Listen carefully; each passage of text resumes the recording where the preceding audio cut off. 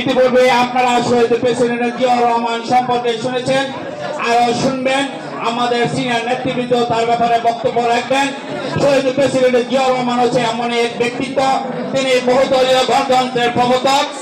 এদেশের যে লৌহ মানব বহুদলীয় গণতন্ত্রের তিনি প্রবর্তক।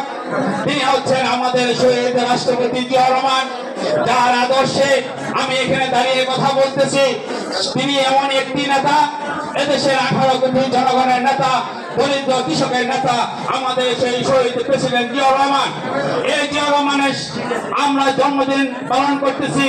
সকলেই তার জন্য প্রাণ খুলে দোয়া করবেন, আল্লাহ পাক তাকে যেন বেহেশত নসিব করেন।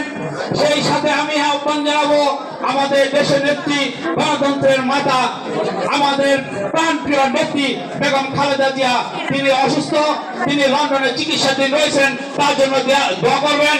তিনি যেন অতি দ্রুত সুস্থ হয়ে আমাদের মাঝে ফিরে আসে। সেই সাথে আমাদের যে তারুণ্যের অহংকার তারেক জিয়া, তার জন্য দোয়া করবেন, তিনি যেন বীরের বেশে আবার বাংলাদেশে ফিরে আসতে পারে, আমাদের নেতৃত্ব করতে পারে। সকলকে সুস্বাস্থ্য কামনা করে শহীদ প্রেসিডেন্ট জিয়াউর রহমান তার আদর্শকে বাস্তবায়ন করার জন্য দেশের নেত্রী বেগম খালেদা জিয়া জিন্দাবাদ, তারুণ্যের অহংকার তারেক রহমান জিন্দাবাদ, জাতীয়তাবাদী আইনজীবী ফোরাম জিন্দাবাদ। সকলকে ধন্যবাদ।